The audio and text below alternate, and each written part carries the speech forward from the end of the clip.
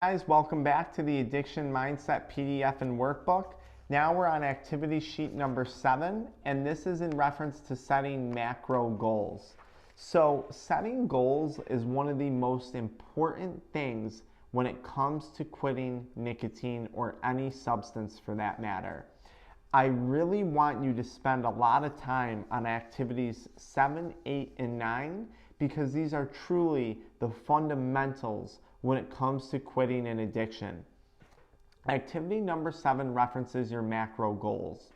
When it comes to quitting an addiction, I often tell people you're not actually quitting anything. What you're doing is actually gaining a lot back in life. Remember back to that worksheet that we did earlier where I had you write down 10 positive things about quitting nicotine? It's not about quitting. It's about what you're gaining back.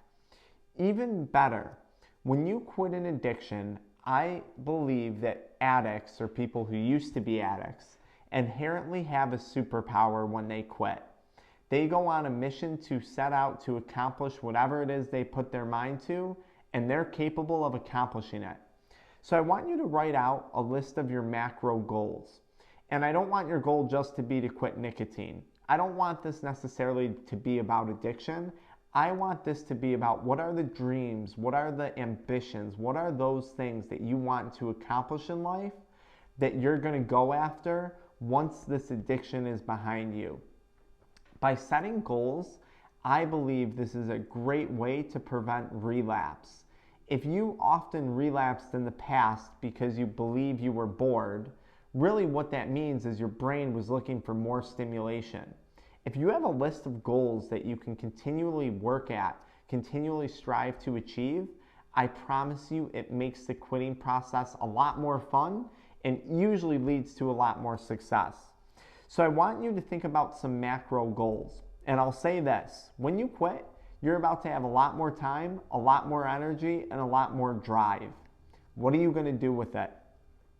For me, some of my macro goals in life, owning my own business and building my own business. Some of the best entrepreneurs out there struggled with addiction issues.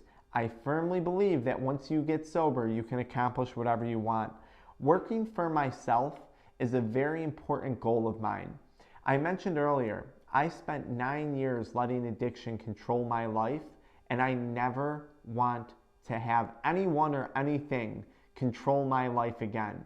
And that includes working for another individual. Now, there's nothing wrong with it. There's absolutely nothing wrong with being an employee in a business or getting your feet wet into your career by working for others and learning from others. Some of the happiest people I know are employees of a large company, and they've done very well. For me, it didn't work, so working for myself is very important to me. Getting a six-pack was one of my goals. I love being in physical shape. The older I get, the more challenging it is.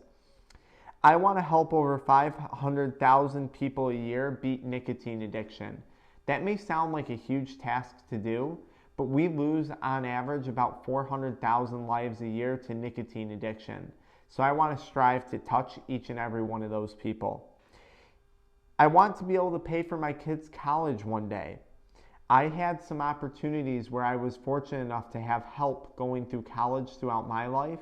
I know that allowed me to get a head start, and I want to be able to provide my kids with that same opportunity, even though I did everything I could to mess that head start up with addiction. I want to live in Florida during the winters. Where I'm from in New York, it gets very cold during the winter.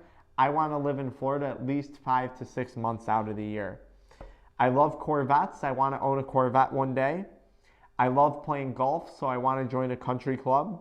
I want to be an amazing husband to my wife and my kids, and I want to be an amazing brother and an amazing child to my parents. I want to graduate college with a doctorate. I achieved that, but what are your goals? What are things in your life that you want to accomplish? And I want you to think big. Often, I think people who suffer from addiction are big dreamers. They have huge visions. And I think people often put them down for those visions. Oh, you'll never be famous on social media. You'll never get a doctorate. You'll never get in shape like you were before. You'll never be the all-star quarterback for your team. because you're not good enough? What are the negative things that that other people have told you about the goals that you want to accomplish in your life? I'm here to tell you, once you overcome this addiction, you get a sense of feeling unstoppable, and no one is going to be able to stop you in what you want to accomplish except for yourself. I promise by setting these goals, you're never going to be bored again. So get to work, really spend a lot of time on this list, okay? Set some goals and then ask yourself, why are you setting those goals? I want to join a country club because I don't want to have to wait for a tea time.